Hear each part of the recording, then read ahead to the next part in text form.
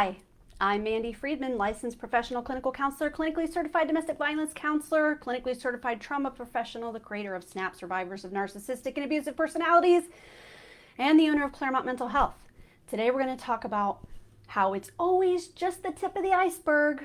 There's always so much more that we haven't discovered yet about this person, right? Or these people, this group, the environment.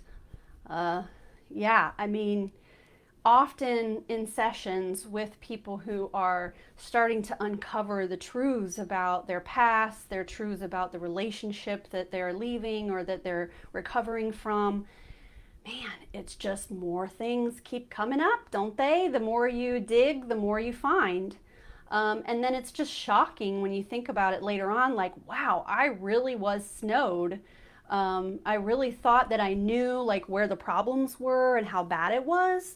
And then finding out that you're wrong about that it was actually way worse than what you thought. And that leads to, that can really leave people feeling very betrayed. Also, you might feel like that you are gullible or weak. You start to judge yourself because, like, how did I not see that? It was happening right under my nose. But here's the thing. This is what they're really good at. They're the best at this. They're the best. No one's as good at this as they are. It's true, though. So what I'm going to tell you about is how do they hide their actions and motivations so well? And then also, where is the rest of the iceberg? In what areas do we find the rest of the information that winds up being like, explode your brain? So how they hide their actions and motivations. One is by controlling the narrative, and we know how they really need to control the narrative in a big way.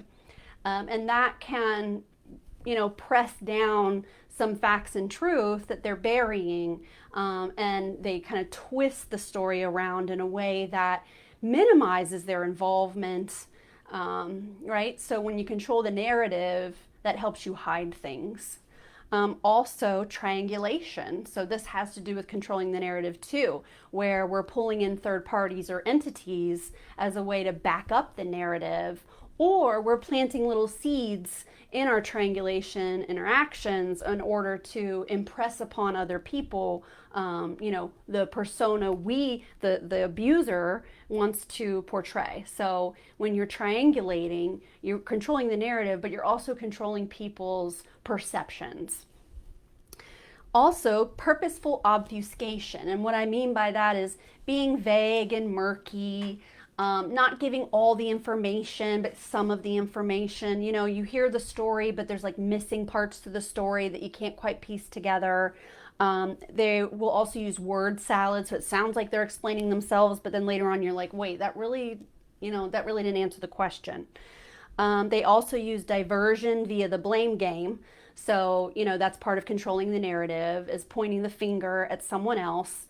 And then that way no one is digging further. So they're all, everyone's looking over here now instead of looking into the actual perpetrator. So we point the finger. Also, they have this amazing amount of malevolent creativity. And the more intelligent the abuser is, the better they are with the malevolent creativity. And so they like to have schemes and plans and plots. And sometimes they think about things for a long time before they start taking actions, right? So they put a plan together even. Or they have a very strategic way of how they go about telling the story and to whom at what time and the way they tell the story. So the tip of the iceberg is what we are shown, but what's underneath, the big part that is the major problems, the underlying problems, we often don't uncover until later, but they are using malevolent creativity to hide all of it, or to make it seem like it doesn't belong to them, that it belongs to somebody else. This isn't my mess. I didn't make this mess. Somebody else made this mess, right? That kind of stuff. Also, they are weaponizing your good nature. And this is the part that hurts so bad, is that they identify within us our desire to see the good in others, that we will believe them when, they're producing real tears and on hands and knees, that we will interpret that as them being honest. So when they get emotional or seem like they're opening up, we kind of light up to that, and we immediately will believe whatever they say if they seem like they're opening up. So, they're weaponizing the parts of your personality that make you see the good in others, but also that make you want to believe people when they tell you something. And then also feeling bad when we question that. So we don't want to make someone feel like that we don't trust them or like that we don't believe them. So, wanting the person to feel good about themselves, right? And minimizing things so that they can feel better, helping them save face even. Empathic people will jump through all kinds of hoops to help someone else feel better about themselves. And they know this about empathic people. Okay, so where do we find the rest of the iceberg, and what areas does the information come out? Well, one would be online activities. I mean, good grief.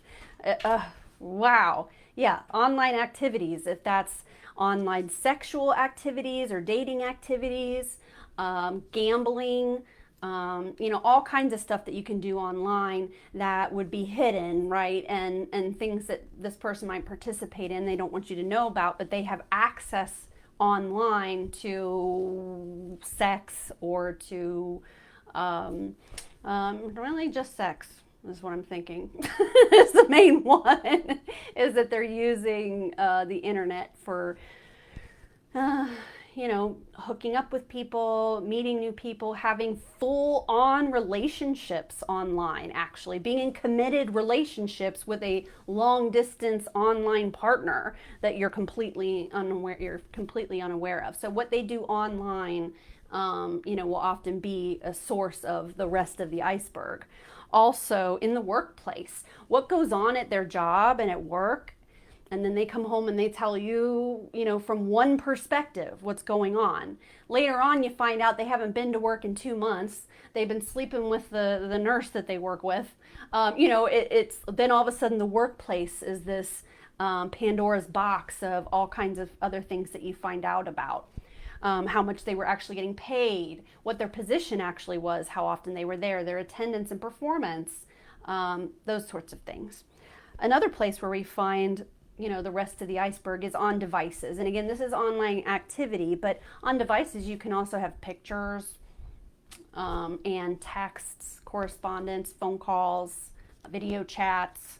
So there's a lot that goes on computers and on cell phones that you would find later on and be like, holy crap, I cannot believe this is going on. Like, the person's on their phone and you're thinking they're shopping on Amazon, and actually they're having another relationship with somebody else. So we've got workplaces, online settings, devices, and then past relationships. Woo, wow. That's why they work so hard to control the narrative. That's why they work so hard to make us seem like we're crazy or we're possessive and controlling. That's why they characterize us the ways that they do. That's why that they, really don't want you to meet the ex. And they also don't want your family to talk to you about So they try to keep the past relationships hidden, or the way that they describe the nature of those relationships will be completely inaccurate. And how do we learn this? Well, the past relationships sometimes crop up. Those people reach out. There's been many stories that I have heard of previous relationships coming into the present, and then that unleashing all kinds of truths that are like, wow, the way that this person was characterized by the abuser, and then actually finding out the truth, man. I have had people that didn't know, unknowingly are dating someone new, or they're with someone who they think they're helping the target. They think they're supporting the target of abuse. And then they will join a team with the abuser to continue abuse that they don't even know is abuse. They think that the person is fighting a just battle of some sort, that, it's the crazy ex, that, the reason that this person doesn't have access to their children is because the ex is so crazy. But actually what's going on is the person doesn't have access to their kids because they shouldn't have access to their kids. This is the thing. I mean, these individuals are so duplicitous so creative, so good at controlling the narrative and manipulating that you can't keep up with them. You really can't. It's hard to do. And that's why, you know, at the end, when you find the rest of the iceberg, it's so shocking, is that they know what they're doing when it comes to this stuff. They're way better at it than we are. That's for sure. Another place that you'll find the rest of the iceberg is in familial dynamics as well. So they will misrepresent what the familial dynamic is. They'll steer you away from a family member who they know is going to tell you the truth about them. And so when you finally learn what their family history is or what their family relationships actually are, sometimes that can be the rest of the iceberg as well. Then we have money. Where's the money going? Yeah, that's a big one. Finding out that all this money has been spent on something and, you know, or an account has been drained. Or you thought that you thought they were using the money in a certain way, but they weren't. And then you're left there with having to clean up some financial mess. Another one is sex, of course, and who they're sexually interested in and active with and pursuing. You know, you think you're monogamous, but you're not. Also their own sexual history and their sexual appetites too. You know, they can keep hidden something that is, you know, some sort of a proclivity they have towards something because it's not something you'd be interested in, and they keep it secret from you because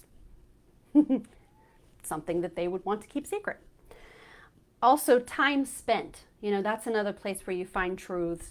Is where, you know, where was the time actually spent? Oh, I was too busy, I couldn't because, or oh, I got back late and so that's why. And there's stories of like missing time and where that time went. And then they're gonna, you know, like I say, hide the truth about pretty much anything that's, you know, anything that's going to lead you to uncovering what's really going on. And they'll do it in ways that are dastardly, including pointing the finger at you. You can catch them red-handed, and then you still wind up being the one apologizing, right? So this is what I mean when I say that it's always just the tip of the iceberg. It's not meant to make you go looking, but just to let you know that if this happened to you and you uncovered all kinds of things that you didn't know were there, that you're not alone in that. And that doesn't mean that you're gullible or stupid or that you're an easy mark or anything like that. It's that, you know, they prey on people who have the qualities that would allow that kind of manipulation to go on. That you trust the person implicitly and love them, and you want to give them unconditional positive regard, respect. And so you might hear something that's a little bit, but you're going to just assume the positive. And they know this about us. And that's it for today. The blame game is going to be a different video. And I said, like, diversion via the blame game and pointing the finger. I'm definitely going to do a different video just about the blame game. But I thought that this was timely and relevant, historically speaking, that we talk about the tip of the iceberg and how that narcissistic, sociopathic, abusive, parasitic people are really good at only showing us what they want us to see and hiding the rest. Bye-bye.